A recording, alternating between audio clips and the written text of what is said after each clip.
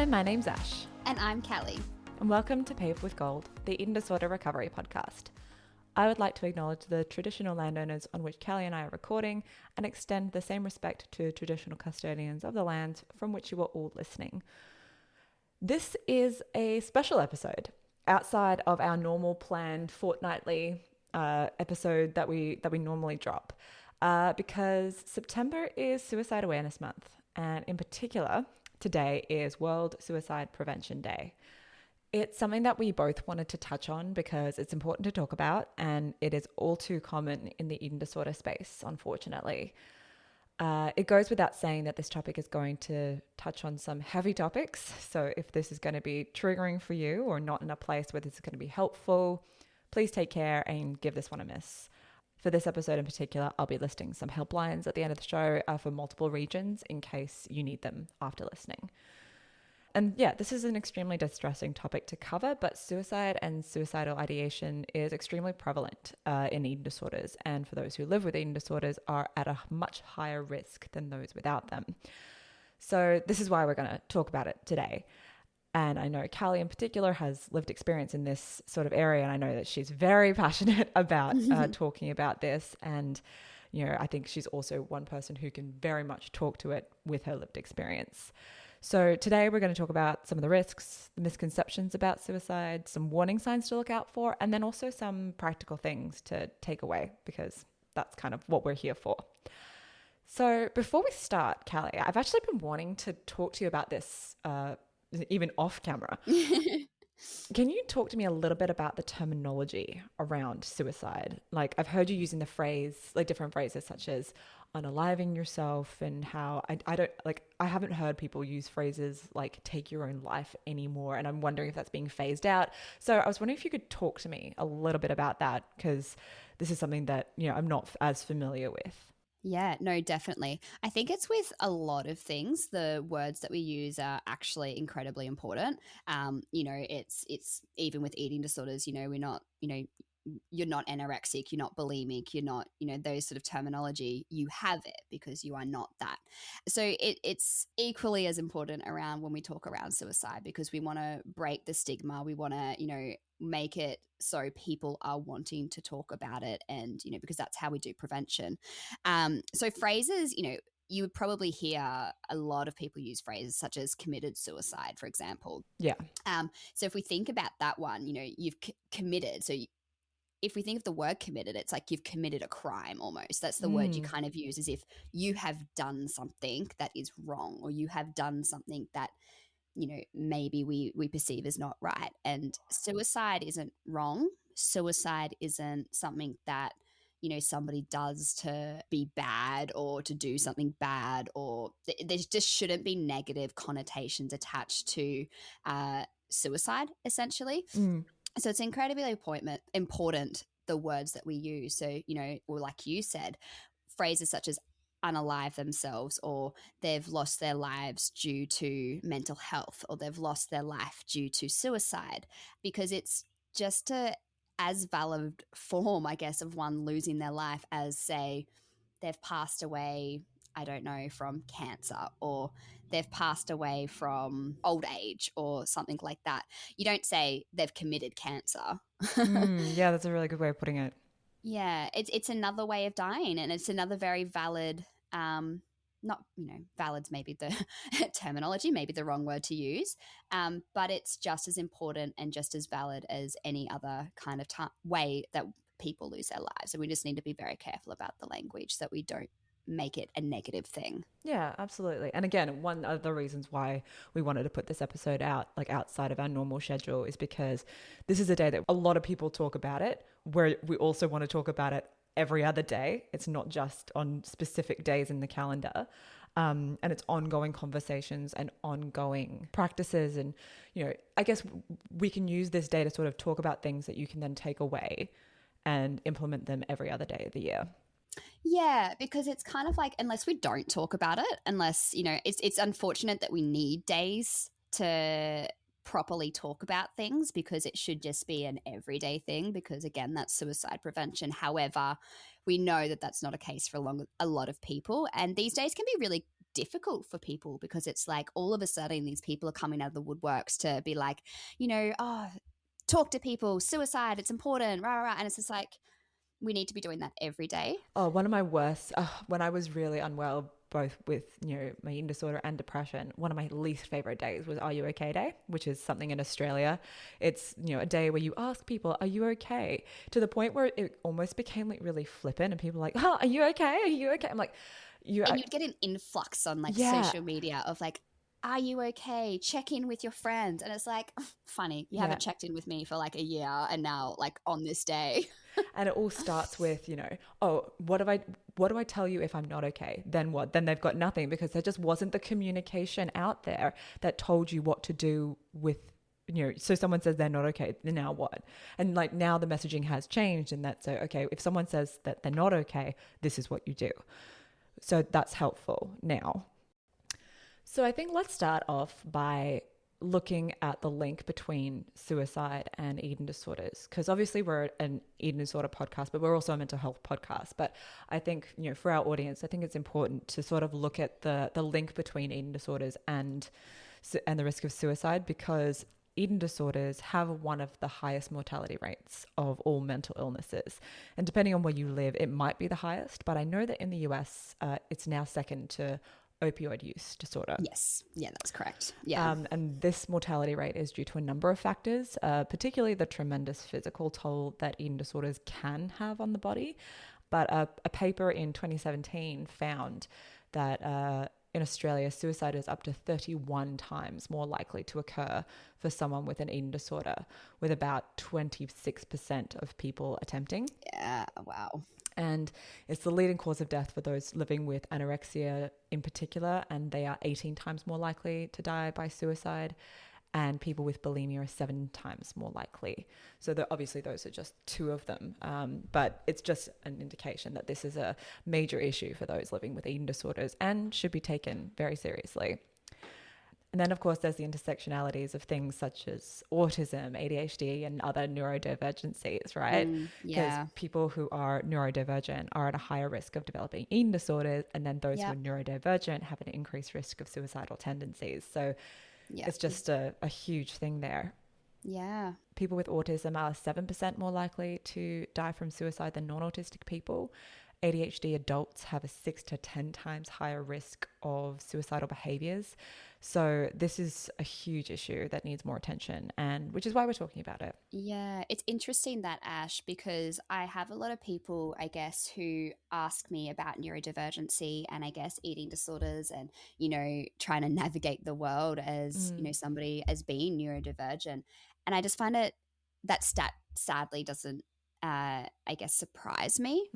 Yeah. Because we know that the world essentially is neurotypical. And I just think about it, it's so funny that if we lived in a world that adapted and worked with all of these neurodiversities, different brains, etc., I wouldn't need my medication because I wouldn't have to force my brain to work in a way that operated within the systems that we live in. Yeah. And I just think that's so interesting when we look at the statistics of suicide. Of course, there are people who are neurodivergent taking their lives because you don't fit into the world, and that's really tragic. And I think as a society it's something to think about. Absolutely. 100%. So I guess, why are these risks so high for those with eating disorders? And I think that's exactly what you were saying, of like this is the world that sort of people are forced to live in, and there are so many outside factors that can cause eating disorders. But of course, the reasons that people unalive themselves are so complex, but there are a number of factors that may increase the risk of suicide for people with an eating disorder. And these are, include things like the severity or the duration of the illness, substance abuse, excessive exercise, and impulsive behavior. Then, of course, there's the comorbidities of anxiety, depression, bipolar disorder, and personality disorders, the intersectionalities, which we've touched on just then. But it's important to note that the presence of these comorbidities do not actually elevate the risk of suicide for someone living with an eating disorder. Just like those who have suicidal ideations don't necessarily have to have another mental illness. They can occur, without that. So anyone with an eating disorder or who has lived with an eating disorder can tell you they are a miserable existence, Mm-hmm. especially for those who've been living with them for a long time and for those where it's a chronic condition.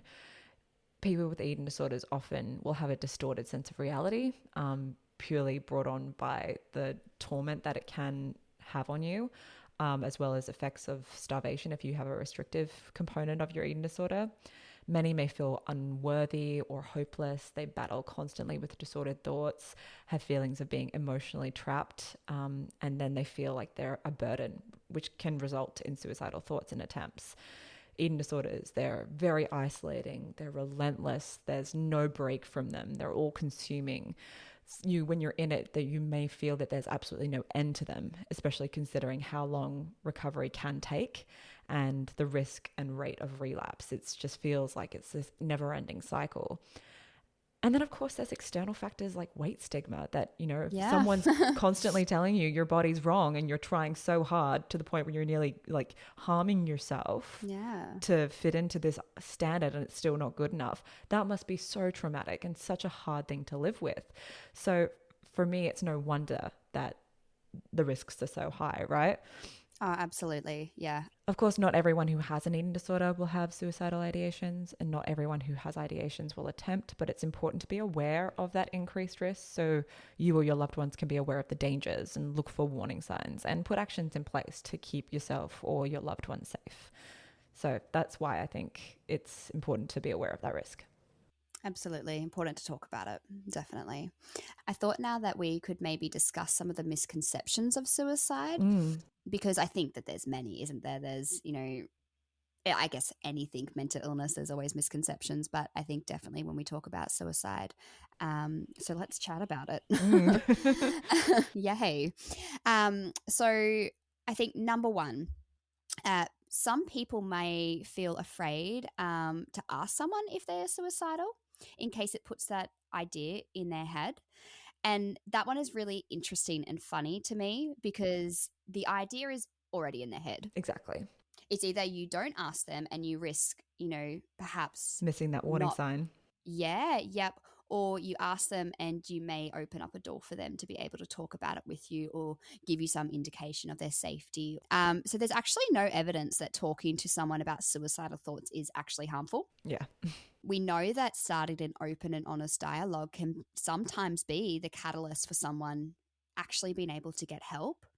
And we'll talk a bit later on how you can approach this conversation with others because it absolutely can be a hard conversation to start. If you have a loved one or a friend or somebody that you know that are showing signs of it, like how do you start the conversation? That can be really incredibly difficult. So another misconception could be if you're feeling suicidal, it's your fault. It's not. No, it's really not. Suicide is just so complex. There's so many things that can contribute to a person's risk, so many. And if we think of, in the context of eating disorders, just like having an eating disorder is absolutely not your fault. Neither is being suicidal. We live in a difficult world for so many different reasons. And it's getting harder and harder. So much harder. So much harder. We're fighting within systems that, let's face it, don't work really for a lot of people. So it's, absolutely not your fault. So another could be if someone talks about suicide, they probably don't intend to follow through with it. I remember when I was working in child safety, I had a carer say to me when one of the young people I was working with, I believed she had an eating disorder and she was showing high risk signs of suicide. I remember their carer saying to me, "Oh no, but she always just says this. She just wants attention." And it's like, okay, let's break that down. They want attention because they want help, right? Right? Why is it bad for someone to want attention? I would rather them be calling out for attention and to then be able to address, okay, what are they missing, than ignoring that and just being like, oh, they just want attention, and potentially that going wrong. Like, it's just crazy to me that attention is a reason to just ignore somebody's cries. If someone's in the ocean not being able to swim and they're at risk of drowning and they've got their hands waving above their head, are you saying they just want attention? No. And do you know what? Even if they went out there on purpose Exactly. to get saved, they still are worthy of being saved. Exactly. It's an interesting narrative, that one. So I think that the fact that they are talking about it at all is a sign that they do need some help, or they may be crying out for it, whatever reason that might be. You know, even if they have, maybe they don't have any intention of actually unaliving themselves. That doesn't matter. I still think that they deserve the conversation, they deserve the support, they deserve the help. So that's a big one, I think. Another could be, once a person feels suicidal, that they will always feel that way. It's definitely not the case. For a lot of people, these feelings are almost always temporary. For some people, they might actually live with these suicidal thoughts or ideations for the rest of their lives. And then it's a conversation of, okay, so how do you manage that for the rest of your life? Exactly. Yeah.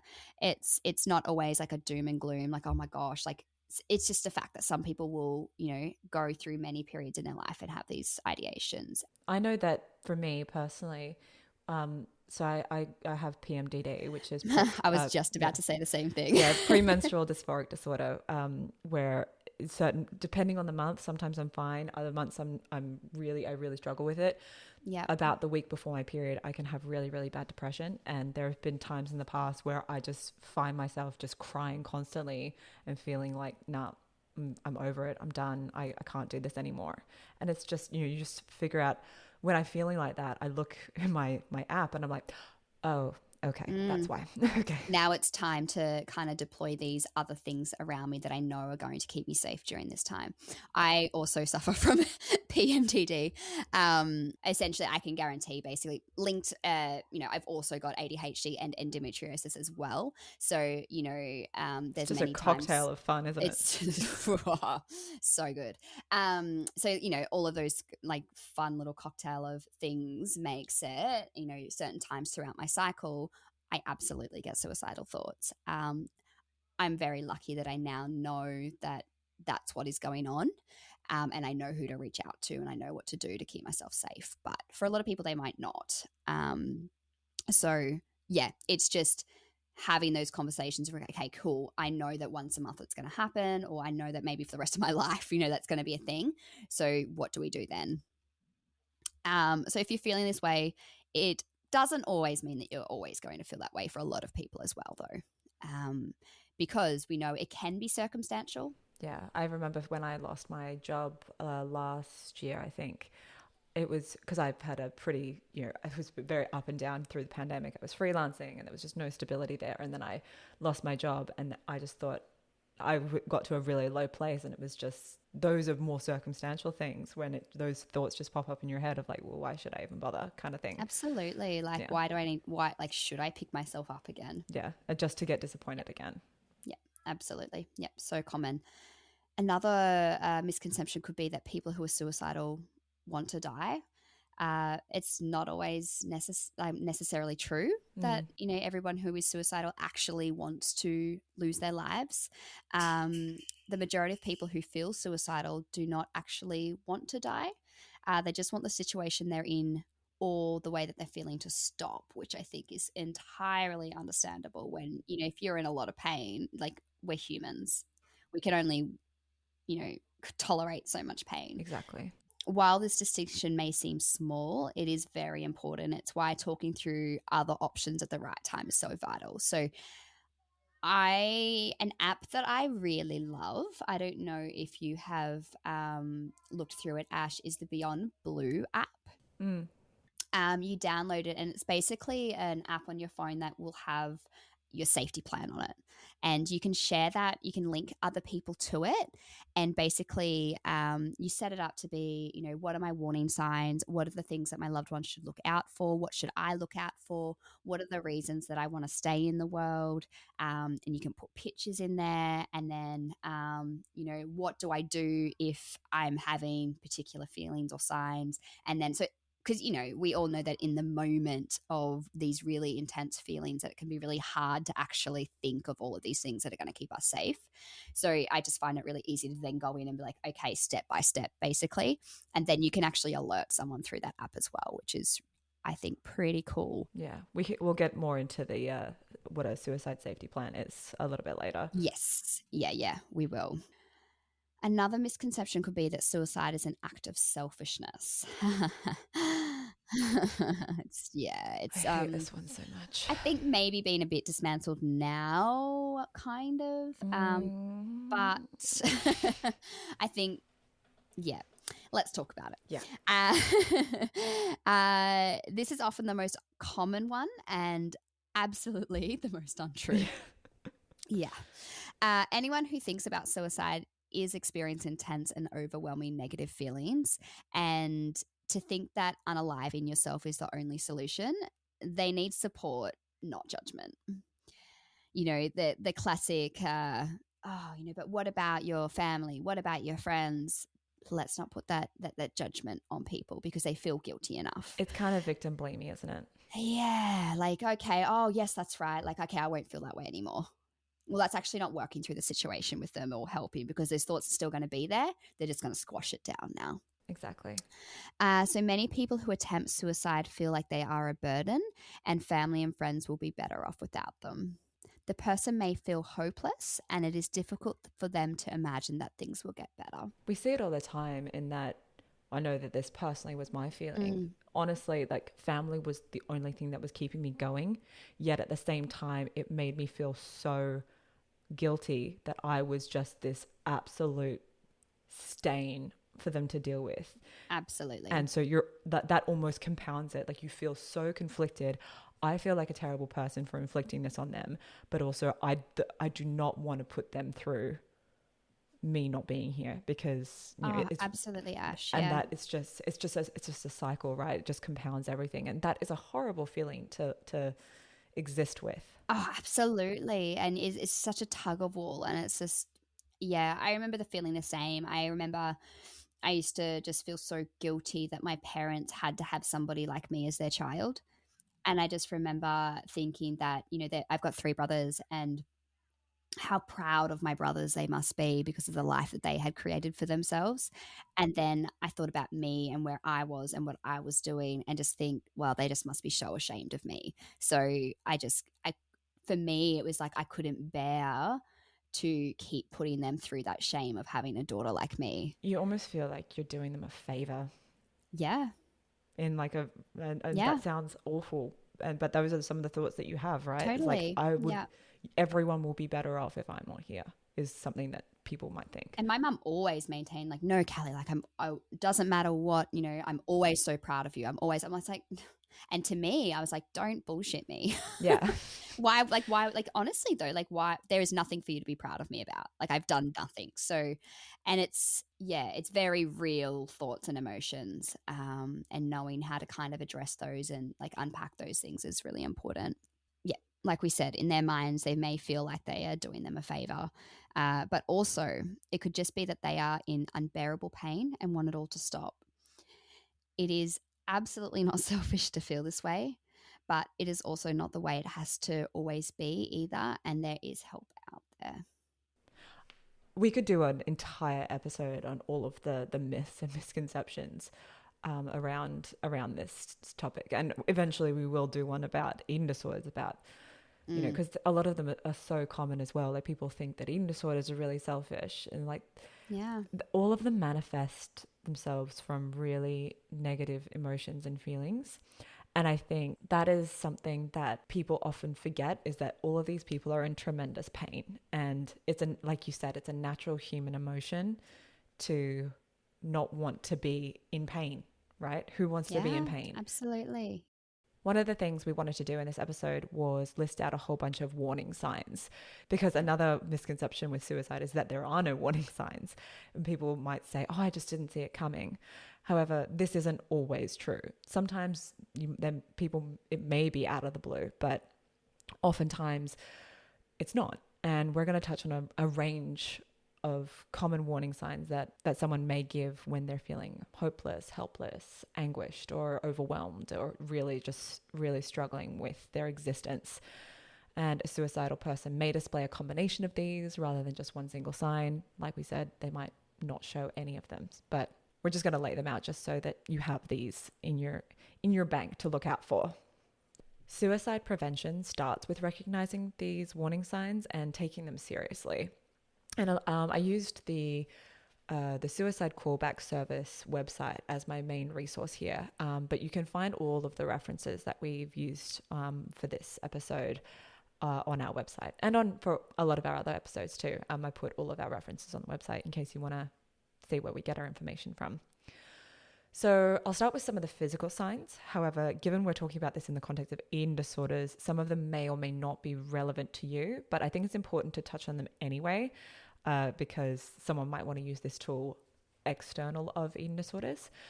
But these are signs such as physical changes, loss of physical energy, loss of interest in personal hygiene or appearance, major changes to sleeping patterns, or too much or too little, loss of interest in sex, and an increase in minor illnesses. Of course, sudden and extreme changes in eating habits, such as a loss or increase in appetite, as well as weight gain or loss, can also be warning signs here, but these can also be a symptom of eating disorders. So it's good to look at a wider spectrum of warning signs to make a sort of more informed decision in this context. Some behavioral signs to look out for could be unexplained crying, emotional outbursts. So someone being more, I don't want to say sensitive, but, more touchy almost. Touchy, someone who has a lower threshold for dealing with their feelings and emotions. Yeah. Alcohol and drug misuse can be a sign if someone is starting to experiment with those things when they haven't normally done it before, or they're drinking more that you have noticed. Uncharacteristic risk taking or recklessness, for example, driving recklessly, can be a sign. Withdrawal from family and friends, quitting activities that were previously important to them and things that would make them happy. Prior suicidal behavior can be a big one, which may seem like a no-brainer, but it's again another misconception that once someone attempts once, they won't do it again. It's not the case at all. No. In fact, it can actually really increase your chance of it happening again. Yeah. Self-harming is a big one. So if you notice someone with evidence of self-harm on their body, can be a big indicator there, and also should be addressed regardless. Oh, absolutely. Yes. That's usually, you don't want to see people doing that because there's usually a reason why someone's doing that. Giving away possessions is a big one, especially those that have special significance to the person. For example, a beloved item that they have decided to give away to someone, so seemingly out of the blue. Increased talk about putting your affairs in order can also be one to watch out with. So people introducing seemingly out of the blue or without sort of prompting, oh, when I die, you can have this. Yeah. If it's just someone sort of putting it out there, that's being like, okay, take a note of that. And then, of course, writing a suicide note or goodbye letters to people, massive warning sign. And then, of course, people preparing to enact their suicide plan. One example of this could be stockpiling medications or those kind of things. Yeah. Then some conversation warnings to be aware of. These might seem obvious, but it's really important, especially if it's in conjunction with a bunch of other things. If someone's saying these things, you really just need to take note. These could be topics of escape, with them saying things like, I can't take this anymore, I want to stop feeling like this. Thoughts of no future. So what's the point? Things are never going to get better. Why do I even bother? Feeling trapped. People saying, I feel like there's no way out of my situation. I'm better off not being in here anymore. It's hopeless. It's helpless. Talks of guilt is another big one. It's all my fault. I'm to blame. I'm the problem. I'm just a burden on everybody. That's a really big one. Then there's feelings of isolation and being alone. So people saying things like, I'm on my own, no one cares about me, and no one understands. You wouldn't care if I wasn't here anymore. Then there's talks of being too damaged. I've been irreparably damaged. I'm never going to be the same again. Just leave me be. I'm never going to get better. I'm a lost cause. And then helplessness, right? Nothing I do makes any bit of difference. It's beyond my control. Nothing's working. Recovery just doesn't work for me. This eating disorder is too strong. This is just how it is for me. And then, of course, then there are the big ones, right? Threatening to hurt or kill themselves should always be taken extremely seriously. specific talks of suicide or death, and then people vocalizing their plans for suicide. Those last three in particular, Yeah. that is you need to address this kind of immediately. Absolutely, because if they have plans, we know that that's one of the highest risk scenarios that we can sort of have with suicide. Last thing I want to chat about here is that it's good to recognize some of the feelings that can be high risk that may eventually lead to suicide or suicidal ideation if left for too long. And this is another prevention tactic. And these are feelings like despair, sadness, anger, shame, guilt, worthlessness, powerlessness, loneliness, isolation, disconnection, and hopelessness. If you're feeling any of these on a regular basis, just know that you are at a higher risk of eventually maybe having some suicidal ideations, and it's good to sort of get some help for those feelings. So like I said before, a person may exhibit one or more of these suicidal warning signs. Some people might show the signs that are not on this list, but the most important thing to do if you do have concerns, or even if you're not sure, is that just speak to the person. Sometimes it's way better to overreact than it is to underreact when it comes to topics as serious as this, right?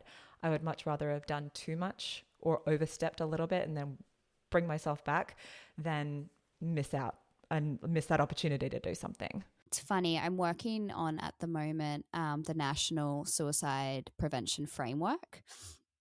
And we're going through a process of workshops at the moment just to gain like ideas from people around like what sort of things should we be thinking about to kind of gain context on what works for people. And one of those things, honestly, probably the most common theme that has popped up is communication. Just ask. And that goes for everybody. That goes for mental health professionals as well. That goes for people in hospital settings. Just ask, because the person is an expert in their own life. They are more often than not are going to tell you.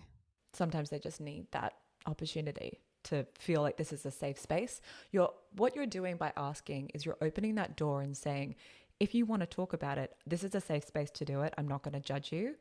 And then some people might be like, oh, thank God, I can get this off my chest, or at least I can be aware of it, so I don't have to do this all by myself. Yep.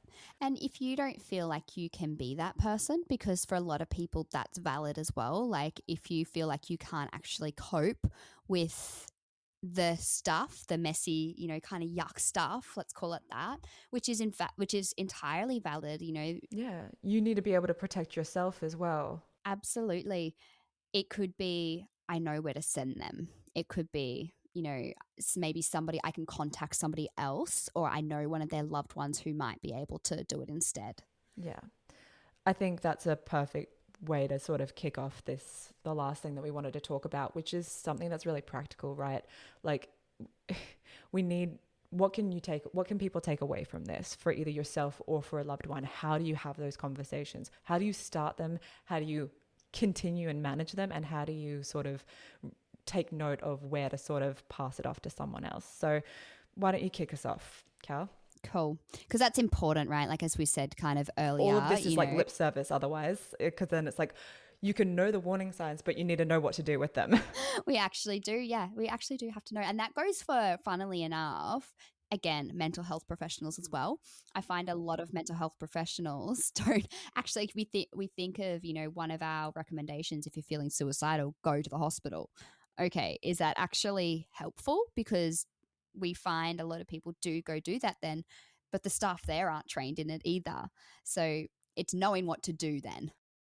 I really do think that suicide prevention, eating disorder prevention, gosh, any kind of mental health prevention does actually involve people educating themselves, but educating themselves properly. There's courses that you can do. You can do your mental health first aid, which includes a really great suicide component to it, which I would absolutely recommend to everybody. Anybody can do that. Yeah. I think this podcast and this episode in particular can be a good place to start, but it also shouldn't be where it ends by no means, right? Then, go on and actually do that stuff, because it absolutely can save somebody's life. I've got a few anecdotal stories that are absolutely relevant when we think of that kind of the conversations and the education and, how it can save somebody's life. But we'll start at the beginning. So uh, while it's helpful to know the signs, you also, as we said, you need to know how to respond to them. So, as we mentioned before, you can't put the idea of suicide into somebody's head, it's already there. By asking them about it, you're showing someone you care, and that is extremely powerful. Like we said, you're opening that door to say this is a safe space. That's all. That's what you're doing. If I think of, my clients or when I onboard people, it's always a conversation I have in our initial appointments. We talk about suicide because it's important for people, and it opens up the door for them to be honest with me then, but it also opens up the door for me to know where they're at. Do you have active suicide plans? Let's talk about it, because if they've got active suicide plans, I then know what to do from there. Also, it informs the way that you treat them properly. Absolutely. I'm not going to, if someone's actively suicidal, I'm not going to be focusing on let's do meal support, because that's just not where they're at. They're barely able to survive each day. Let's actually address that thing. Or maybe it's, I don't have plans, but it's in my head a lot. Okay, so I know that you're safe, but I know that that may not always be the case. So we need to still work on that.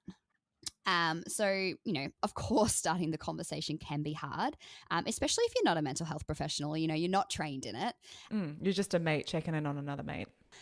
So, yeah, if you're not, it's still important because you then need to still know what to do. It could be then referring to a mental health professional, but you still need to know how to do that. So more general, softer conversation starters could be, hey, I've been concerned about you lately, or hey, I wanted to check in with you because you haven't seemed yourself lately. I've noticed XYZ. Hey, I've noticed you seem a little bit off, a bit sad lately. Is there anything you might want to talk about? Just some nice little Prompting.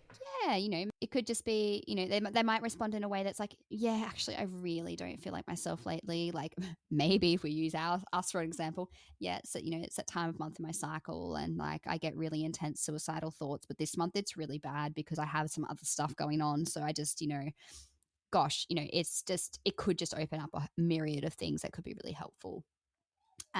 You could also do some more direct conversation starters. I think especially if you have a better idea of where that person might actually be at, like if you do actually suspect, actual suicidal ideations. You could start that as, I'm sorry for asking this really tough question. It's awkward for me too. Like I don't want to be asking this, but I'm really concerned about you. Are you considering suicide? Are you having thoughts of wanting to die? Do you have plans? What is your plan? These are things, it almost could be if they have previously brought this up before, or that they've been struggling with their mental health and they seem to be progressively getting worse, or they've said specific things, that might also be, these are where these direct conversations can come into play. Yeah, absolutely. It is important that you aren't flippant or use slang words to describe suicide. So as we kind of spoke about earlier, being really mindful of, the language that we are using. Like don't use that shame-based language of, oh, are you thinking about committing suicide? That sort of stuff. Yeah. I also think it's really important that I hadn't thought about before, but it's also important back when we were talking about the whole oh, are you okay today? Everyone's just like, flip, oh, you haven't checked in on me in over a year. It's important to also assess, do you feel that you've got a relationship with this person where you feel qualified to assess these warning signs, and that that their personality, that this is straying from the norm of their personality, and you've got some kind of rapport with somebody, then you can't care and you can't ask that question. It could be a coworker that you may not be close to, but you've really noticed, and because you're more in tune with these warning signs, you might just want to check. But it's also might be helpful to preface some of those conversations with, please let me know if I'm stepping out of line here, and I don't want to feel like I'm overstepping, but I just noticed you haven't been yourself lately. That can be a way to talk about it as well. Yeah. If you're responding to warning signs, you can use these as a chance to actually talk to someone. Some of the warning signs we spoke about a little bit earlier. Perhaps, I noticed that you did not go to work this week, or you haven't been as focused as usual. Is everything okay? I've noticed you have stopped doing that thing that you really love. Is everything okay? Or you've been saying some things lately that are concerning, and I would like to talk to you about them. Is that okay? being very pointed and focused on the thing that you've noticed, and again, communication, open up the conversation. You can also have some follow-up questions as well if, maybe they do say something, or, something concerning, or they say, actually, yeah, I'm feeling XYZ. You could follow up with, like, how long have you been feeling this way? Because that's really important. Has this been a long time? Have you had time to think about this? How can I best support you? I love that one, actually. How can I best support you? It's just so nice. Like, it just feels like there's no expectations to that. It feels like, because maybe they might be like, actually, I don't want your support at all. And they're entirely valid as well. I think that's a really nice one. And it's better than saying like, oh, is there anything I can do? Because then it's just like a harsh Well, no. what can you do? You kind of just want open questions to give them that opportunity to sort of actually start a dialogue, as opposed to just giving them an opportunity to shut down, which they may, immediately want to do, because there's especially if it's an eating disorder, right? This is my thing. I need to protect this thing that's mine. My eating disorder keeps me safe. I feel like, and this is that weird comfort of the eating disorder. So I think, oh, is there anything I can do? No, I'm fine. Good. Bye. See you later. Or like, yeah, there is. You can remove my brain. Or, yeah, there is. Do you know, like, I've said that Exactly. before. Oh, same. Like, right? oh, well, I mean, you can eat the meals that I have to eat today, or you can take it all away from me, or which I'm totally guilty of saying, you can put me out of my misery. Yeah, absolutely. Which is like, as someone who said that, it's a really harsh thing for the other person to hear, because they're like, then you actually have to know how to respond to that. and that there aren't great ways to respond to that, right? Because that immediately, it makes you feel like defensive, or like, what are you talking? Don't be ridiculous. And those are just the last things you want to do, right? Exactly right. I think of one of my friends who I'm close to her in the sense of like, she's a close friend, but she's not somebody that I would talk to very often, not somebody that I would see very often. She's actually a really old boss of mine, but she just became I guess, somebody who sort of understood me and could see where I was at. I'm very open and honest about the fact, when I moved to London, it was to end my life with suicide. I remember she was actually the one that kept me alive, and it was purely because of the conversation she had with me, and the words that she used with me, and just the check-ins she had with me. Yeah, I remember you talking about that in your episode, and the non-judgment, and you didn't feel that she was going to overstep with you, and that it meant that she wasn't going to stop you because she knew how much you were really struggling, but it was just her wanting to give you the dignity in case you did follow through. And I think you were saying it was just having that person there. Yeah, it was the comfort and the check-in, like, because I was very actively suicidal, and I was planning every single day. And I remember the conversation we had was basically like, Callie, I'm not going to try and convince you not to leave this earth, but, before you do, can I ask that, you message me to tell me, please? Because I want somebody to know what has happened to you. Like, she didn't want me to just disappear into nothing. She wanted to, be able to tell my family, which is an incredibly heavy thing to take on for somebody.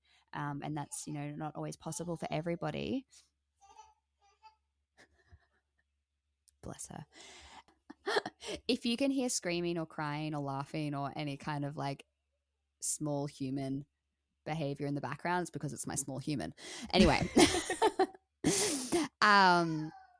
Whoa.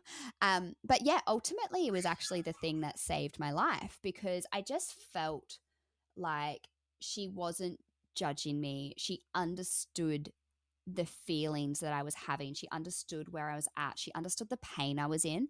And she understood that, do you know what? Actually, if you did leave this earth, it would actually probably take away a lot of your pain. I can see that it would, you wouldn't be in pain anymore. And I think of one of my best friends who I lost to suicide. I take so much solace in the fact that he is no longer in pain. Of course it's devastating. Of course I wish it didn't happen. Initially I took so much blame on, because I couldn't keep him here. I couldn't keep him, he wasn't happy here. But ultimately I came to the place where I was like, he's not in pain anymore. And for me, that just gave me so much comfort. Mm. So to have her say to me, you know, like, I'm not going to convince you not to. I'm not going to say, you know, think of all of these things that you do have, because at that stage I didn't have much. But she just gave me someone to check in with. She gave me someone to, hey, today I'm thinking of doing it. I'm thinking of doing it this way. And she would reply to me, thank you for telling me. I really care about you. I hope that, you one day can be out of pain. I hope that I get to see you again one day. Mm. And I just remember just those words were just like, somebody cares. Somebody isn't, in a way that. Or doesn't guilt you into staying. Yeah. Yep. It was just understanding. Yeah. For a lot of people, they might not actually want to talk about it right now as well. Yeah. There are some points where you just get, it's too much right now, or they just don't feel safe enough to talk about it. Or I think we've had this conversation before where recovery for eating disorders, sometimes recovery doesn't take until they're ready to go through with it. Absolutely. Yeah, absolutely. And yep. I think the same can be said in this context. Yeah, absolutely. So you might want to say things like, I understand you may not want to talk about it right now, but I'm always here if you need to chat. I'm sorry it's really hard right now. Is it okay if I check up on you in a few days or next week? If you don't feel comfortable talking to me, I'd love to help you find someone you do feel comfortable with.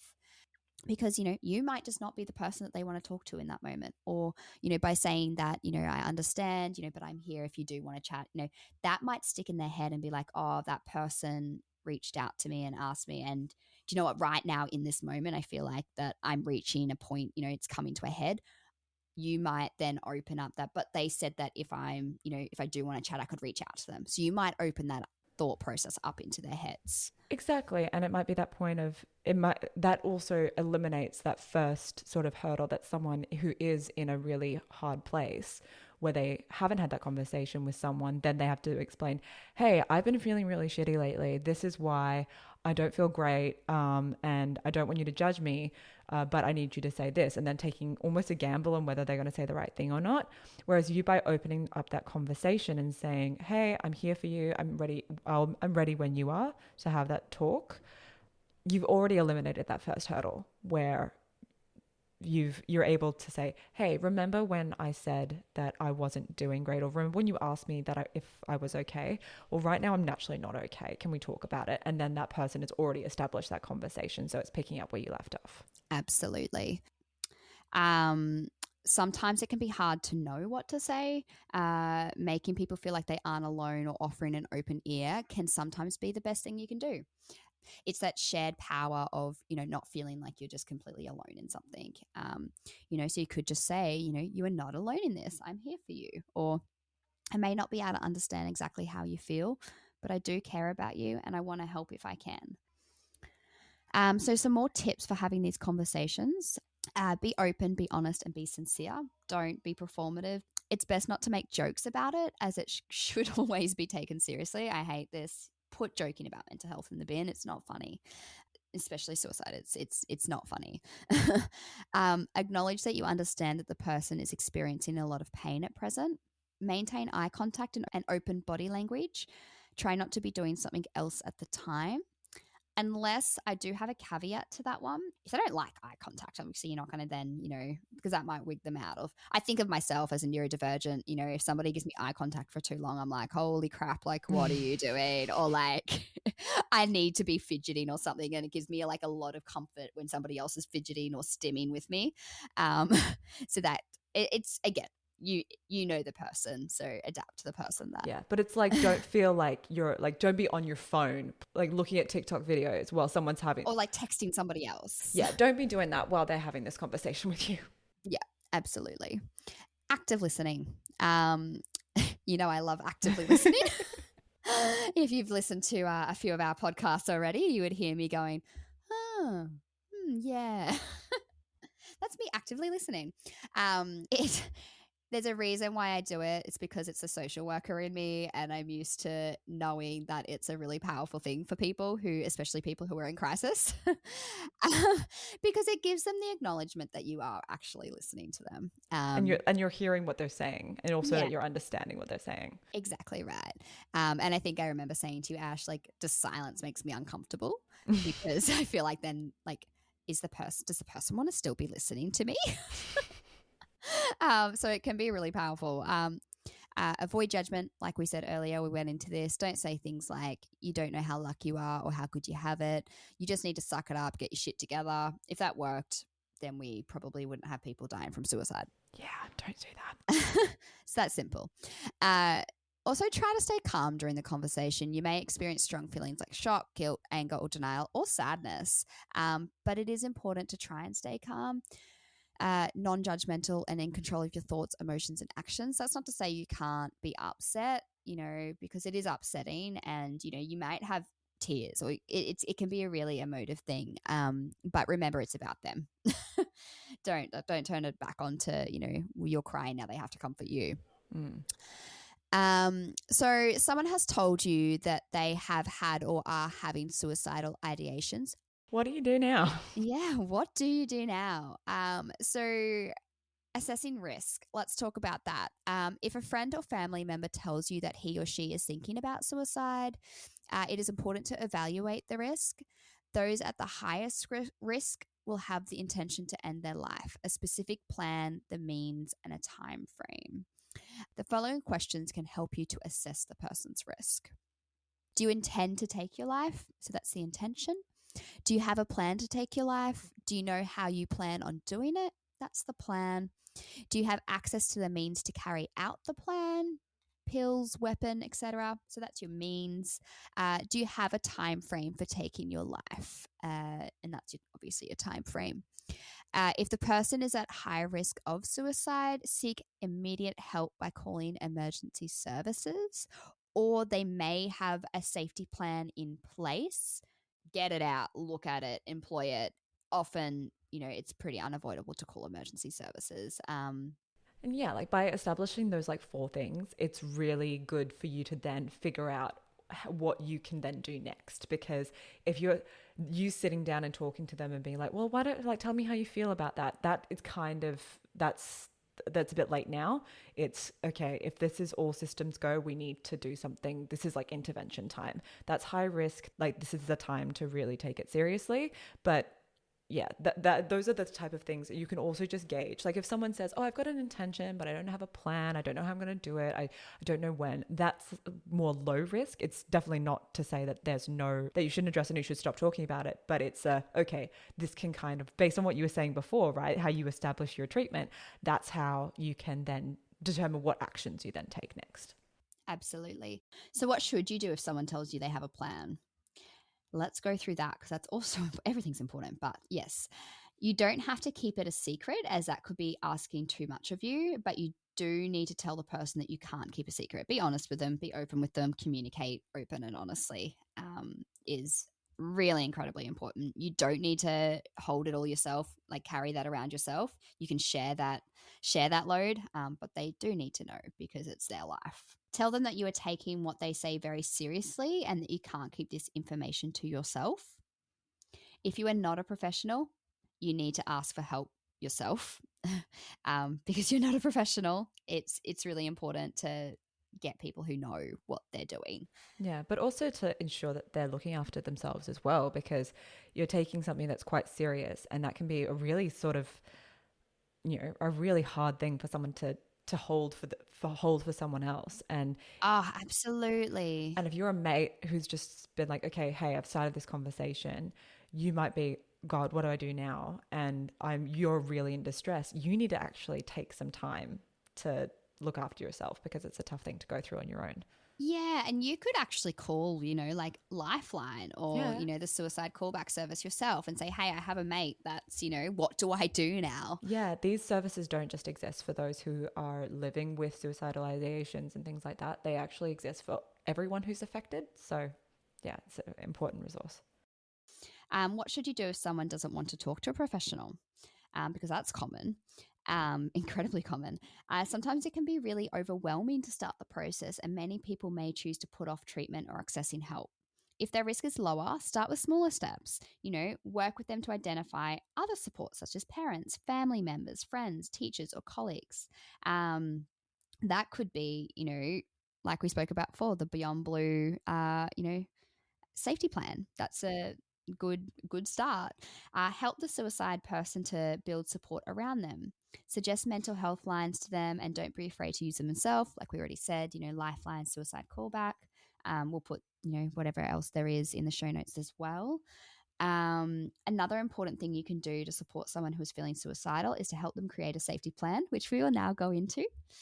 So yeah, I think that kind of dovetails perfectly into what we wanted to talk about next, Cal, which is, we've talked a lot about what you can do for a loved one, but what can someone who's actually experiencing suicidal ideation do? And I think that's where that safety plan can really, be really helpful. And that's sort of something that they can put together with their support team. Because I haven't had experience with this. So I'd love if you could talk a bit about that. So actually it's interesting. A suicide safety plan is something that I get all of my clients to do again when I onboard them because it's really important. I need to know what the warning signs are. And often, again, the person is an expert in their own lives. So they will likely very much know what the warning signs are. Or if they don't know, it might take a little bit of prompting, but they essentially, you can work it out. Because again, they are the expert in their own lives and communication is key. So, like I said, I do it, I use our own paperwork to do that, but a really great app, like I said, is the Beyond Blue safety planning app. It honestly makes it so simple, step to step. It lines it out for you. It gives you spaces to put photos to remind you maybe why, of your whys of, continuing on. It gives you people that you can connect to it as well, that you can send alerts to that, hey, I'm not doing so well. Safety plans are a freaking incredible tool for everybody to use, everybody to have. It's incredibly important to do it before the fact. Don't wait until you are reaching the head of, I feel like I'm going to attempt my life. Do it when you're feeling able and wellish, in a stable kind of environment and place. Get people to help you with it. What are my whys to stay alive? List that stuff down. What do I like doing? Remind yourself that, okay, I have things in my life. I have a dog and I really like walking my dog and I don't want to miss out walking my dog tomorrow. Or, I have a family. I really don't want to miss my daughter's, second birthday. I don't want to miss out on, seeing them go to school tomorrow. Those little things, listing all of those little things down can sometimes just be a bit of a reminder to like, okay, I want to keep going. I want to keep fighting. I don't want to end my life because I don't want to miss out on this stuff. It's an incredibly important tool. It could also be, so let's rewind a bit. It could also be like put down your warning signs. So often for a lot of people, warning signs can creep up on them, and it can get to a point where it's like, oh my gosh, now all of these warning signs I have, and now it's gone on to the next stage. Whereas you have that written down in somewhere you can see or in the app, and you can read them and be like, oh, I've started doing this the past few days. Oh, I've noticed I've also started doing this. Ah, okay. So this is, maybe this is the line I'm going down now. I need to reach out to somebody for help.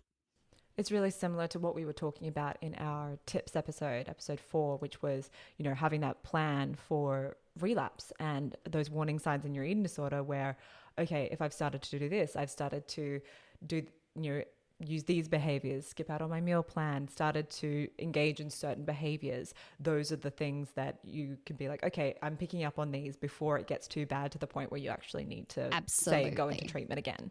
Absolutely. Yeah. It's like you said, I remember you saying in that episode, plan. Yeah. It is. And we know that stuff helps. Yeah. And it helps to write it down as well. Exactly right. And in it, you could also have, okay, so when I am feeling these ways, when I am feeling this way, or I'm noticing these warning signs, what do I do now? Do I go and take a shower and sit in the shower and do like a sensory kind of, bring myself back down to base level activity? Is that going to work in this moment? Oh shit, no, I don't think that's going to work in that moment. I need to go to the next thing. Actually, I feel like it's a bit more serious at the moment than, doing some grounding activities. I think I need to actually contact somebody. Who am I going to contact? I've got my list of people here. And that's really helpful for people around you as well, because if they're like, oh, I've noticed, I've had a conversation with a friend and they have mentioned it to me. I don't know who to contact, but I have their safety plan. I'm going to pull their safety plan out because I know that on their safety plan, they have a list of contacts. Who on that list of contacts could I now contact? I also think it's important that this plan it's exactly the same as what we were talking about when we set goals and things in recovery. It needs to be achievable and realistic. Yes. Because otherwise, absolutely. Otherwise your brain will say this is an excuse to be like, well, see, this is all too hard. It's too hard. I'm not going to bother. Yeah. Yeah. Yeah. It needs to be simple. It needs to be absolutely simple. Like I said, it could just be the fact of I need to go have a shower if that's the helpful thing that you can do. Or I need to, gosh, I'm a very sensory person. So I need to go get my sensory toys out and sit there and like, I have one actually that I do. I have a calm down bottle, and I've bought it from, like, it's an official one, but you can also just make it yourself, which is like water, glitter, glue, and you can put whatever the hell you want in it, a little bit of detergent, and I just flip it and I watch all the glitter settle down at the bottom. Sometimes I maybe try and count the glitter. Sometimes I like to point out what I can see in there. And sometimes that's the thing that just brings me back to my reality and stops my thought processes from taking off onto another narrative. Yeah, it's a great grounding technique. Just being able to just focus on something else and take yourself away. And it can break that circuit. It can break my brain has gone into, the thoughts of suicide, and I just cannot get that thought out of my brain. I can't stop thinking about it. And now I'm thinking about how I'm going to do it. Sometimes you can do that grounding activity, and that's the thing that can break that circuit and be like, okay, that's broken that thought process now. Having this plan can sound like a very scary thing to have to do and a very scary thing to have to talk to someone about. But at the end of the day, you're helping save this person's life. And it's, this is the person that you care about. And I don't want this to come across the wrong way, but if you have opted to have this conversation, you need to almost be prepared to follow through with it. So I'm not saying that if you're not prepared to have this conversation, then don't do anything. You need to be aware that this is the kind of thing that needs to happen because this is how serious it can get. And if you aren't prepared to do it, find someone who is, or talk to that person about finding that person, because you can't, these are scenarios where it is life or death. Because again, I don't think anybody, and I think this is another issue with these days of Are You Okay Day, et cetera, is that actually we shouldn't all be expected to have these conversations. It's not an expectation. If you aren't in the place yourself to be having them, then you actually don't have to have them. But that doesn't mean that you can't still know the warning signs. You can't still know the kind of trajectory of what, you might be able to do next. It means, you could just be like, hey, I've noticed X, Y, Z. I'm going to do this for you. Or is there somebody else that can do it? There's no shame in that. No, none. So lastly, Ash, we want to touch on what happens if that person carries out their plans successfully. Because it happens, and it's happened to a lot of people that I know.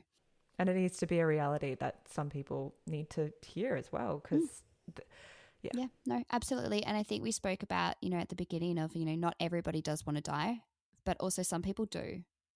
And that's important to talk about. Some people actually do want to die. So firstly, it isn't your fault. It's never anybody's fault. Never. Yes, there's maybe always things that you could have done more of, or there could have been, but ultimately it is not your fault. That person was in an incredible amount of pain. Sometimes you just cannot prevent it. You could do everything in the world and it will still happen. We talked about the beginning again, we need to normalize, dying by suicide. You can't prevent somebody from dying from cancer. Sometimes you just can't prevent somebody from dying from suicide. You may feel despair, anger, frustration, shock, guilt, blaming, shame, or even relief if that person has been suffering for a long time. These are all very normal thoughts and feelings to have. You can be having thoughts like I said just before, I wish I could have done more. I could have stopped it if only I had been there. These, again, are very perfectly natural thoughts to have, but try not to attach yourself to them. Like I said earlier with my best friend that took his life, I remember having these thoughts so clearly. And ultimately, I remember having the thought of like, why did I survive and he didn't? But ultimately, I couldn't have helped it. I couldn't have stopped it. It was, it is what it is. And it's very natural to have those thoughts. It's also incredibly important to seek professional help to assist you in coping with this grief. Grief is freaking hard. Grief is one of the most incredibly complex feelings to be feeling. And grief doesn't go away either. I think you often, a great, I don't want to say a meme because that sounds so trivial, but I saw a post on Instagram. It was like grief in a jar, right? The size of the grief, the grief is taking up almost all of the jar. But then over time, the size of the grief doesn't get Smaller. Yeah. The jars just get bigger. So you grow around it, and it's incredibly, it will be there forever. It won't always feel as intense. And I think it's important to talk about that in a sense of like, it doesn't mean that you feel it any less. It doesn't mean that you aren't thinking about the person any less. It doesn't mean that you don't care about them any less or that you've forgotten about them. It's the first time that you laugh after it happens and you feel so guilty because I should feel sad. And you shouldn't feel any one certain way. There's no shoulds in this sort of space. Yeah, nothing's normal. Every feeling exactly, nothing is normal. Yeah, absolutely. Suicide is ultimately a decision made by the person who chose to carry out their plans. It could be that they were living with such unbearable negative emotions that they ultimately succumb to them. Some things are beyond your control, and the truth is we have far less power over others than we like to believe. Ain't that the truth? I think if I think of, and I don't obviously mean to center myself in this at all, but I think if I think of myself, experience, right? It's the best. That's why we have this podcast, right? Yeah. So if I think of myself, the times that I attempted, I absolutely did not want to be here anymore, and I know that that was very real for me. And I know that if I had been successful in those times, that would have been entirely valid. I needed to be out of pain. And that would have been, I hope that those around me might have been able to, at least she's out of pain now. Like she's not in pain anymore. I am, of course, whilst at the time I was incredibly angry that I survived all of those attempts, now I'm incredibly thankful. And I think that sort of speaks to kind of, it can get better. In the moment, it feels like it absolutely cannot. And if I had lost my life in those moments, it would have been, all of those things. But now I'm so glad that I did survive those attempts, because it can get better. Yeah. Oh, yeah. I'm so proud of you because I was there for a few of them, and I'm so happy that they were unsuccessful. So am I. I got to meet myself, and meet all of these other incredible people, and yeah. This episode was a rough one, I know. It was hard for us too. Yeah. But I want to list off some helplines for you all. And this is not a full list, obviously. And I'm obviously going to miss some main ones. And I'm obviously talking specific like to certain regions, but you can go to our website for more info. If you're in Australia, you can call Lifeline on 13 11 12 or the suicide callback service on 1300 659 467. For people aged between 5 and 25, you can contact the Kids Helpline on 1-800-551-800. And for those who have been bereaved or impacted by suicide at any stage in your life, you can call Standby Support After Suicide on 1300-727-247. And of course, if you are in an emergency, contact 000. If you're in New Zealand, you can contact Lifeline Aotearoa on 0800 Lifeline or 0800543354, or you can call their suicide crisis helpline on 0508 828 865. In an emergency, contact 111. If you're in the UK, Wales, or the Republic of Ireland, you can contact Samaritans on 116 123. If you're in Scotland, you can call NHS 24 Scotland on 08 454 242 424. or NHS 111 for free. If you're in Northern Ireland, call Lifeline on 0808 808 8000. And in an emergency, please contact 999. If you're in the United States, call 988 Suicide and Crisis Lifeline by dialing 988. If you are in Canada, you can contact Talk Suicide Canada on 1833 456 4566. And for those who are in the LGBTQIA plus community, you can contact Trevor Lifeline on 1866 488 7386. In an emergency, please call 911. The links will be in the show notes, but also there's plenty more resources relating to this topic, as well as eating disorders in general, on our website, pavedwithgoldpodcast.com. Thanks for listening today. This has obviously been a really tough one, but we thought, given the day that it is, we really wanted to talk about it, and it's really important, and it's something that's sort of close to both of us. And I think talking about it is suicide prevention. So exactly. I think it's important to talk about. I know it's hard. I know there can be just so much attached to it, but it's important. Yeah.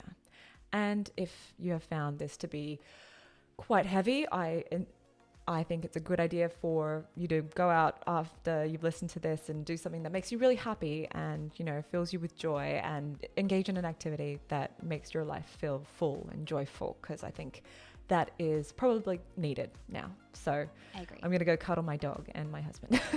Oh, it's almost Blakey's bedtime, so I'll go in, do Perfect. bath time, and then it's date night tonight. So perfect. That's all for today's podcast. Thank you so much for listening. You can find us on Spotify, Apple Podcast, Amazon Music, or wherever you get your podcasts. And don't forget to subscribe so you don't miss another episode. We've got a great one coming up for next week, which I'm very, very excited about. So subscribe so you don't miss that. Follow us on Instagram at pavedwithgoldpod. Send us a Gmail at pavedwithgoldpod@gmail.com, or visit our website, pavedwithgoldpodcast.com. All of those links will be in the show notes. And until next time, stay safe, please stay safe, and we'll talk to you again soon. Bye. bye. This podcast is general in nature and has not taken your personal circumstances or medical history into account. We are here to share our own experiences and the things that we have found helpful throughout our own personal recovery journeys. Please remember that each person's journey and circumstances are different, and not all of the information contained in this podcast may be relatable to you. It's important you consult your own GP or recovery team to seek out tailored advice before making any important decisions relating to your own health and recovery process. If you have found any of the content in this episode distressing, please contact your care team or a medical professional. If you or someone you know is in crisis and needs help now, please contact emergency services in your region immediately.